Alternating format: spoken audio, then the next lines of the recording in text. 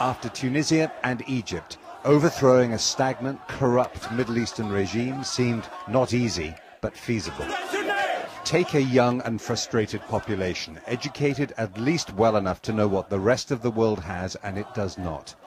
That exists everywhere in the Arab Middle East. Let them organize themselves through Facebook and Twitter and watch what was happening on the web and on satellite TV. Countries just can't be sealed off anymore. But that's not enough. The people on the streets needed help on the inside. Powerful men, and they were all men, who were ready to turn on the leader who'd given them their positions.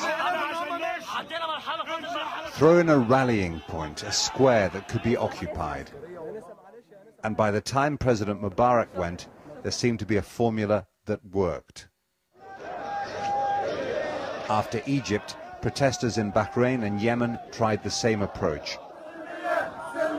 In those countries, the leaders are struggling, though it's not nearly over. Then came Libya. The protesters tried to apply the formula, but it didn't work. The revolution stalled, and now the regime is pushing back. When I interviewed Colonel Gaddafi, he was defiant and focused on one job.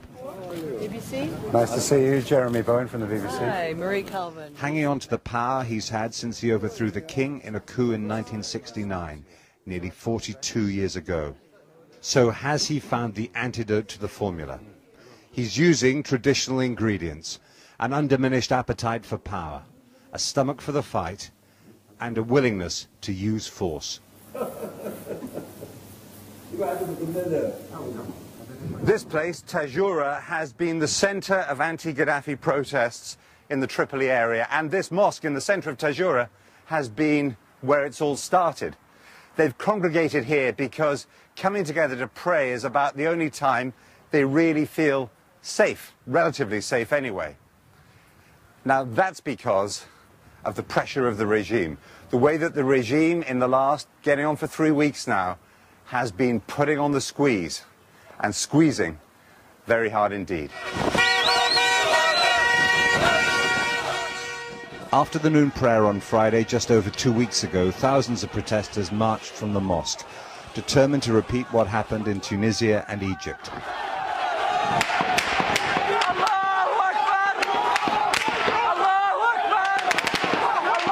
And the regime's men opened fire with live rounds. Many were killed.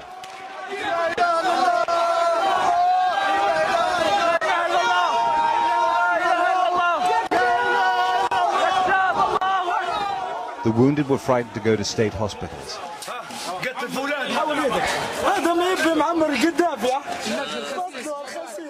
A doctor who didn't want to be filmed explained why.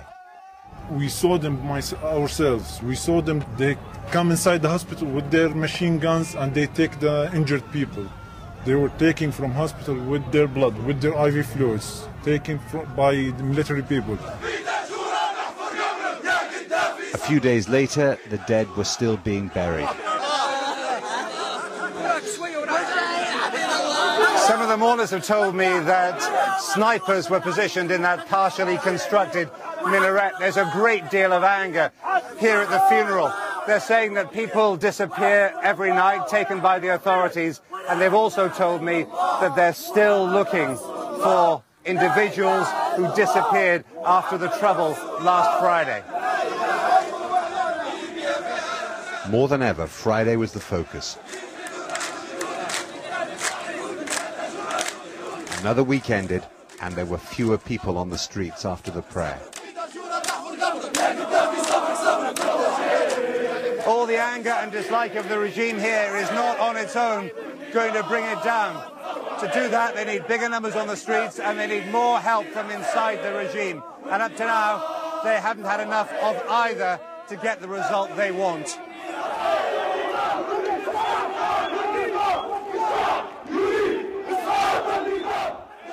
It was becoming clear 2011's Middle Eastern revolutionary formula wasn't working.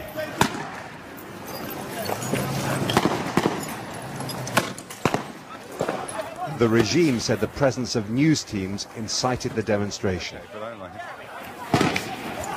The protesters said the fact there were witnesses meant the security forces used mainly rubber bullets and tear gas instead of live rounds.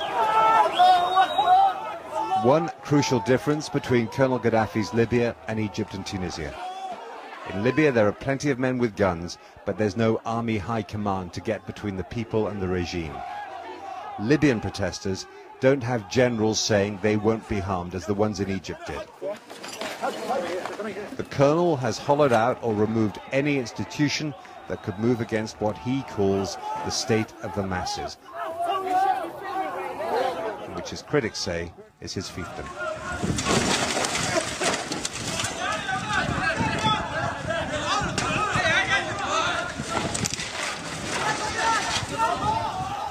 Last Friday we went to Tajura again.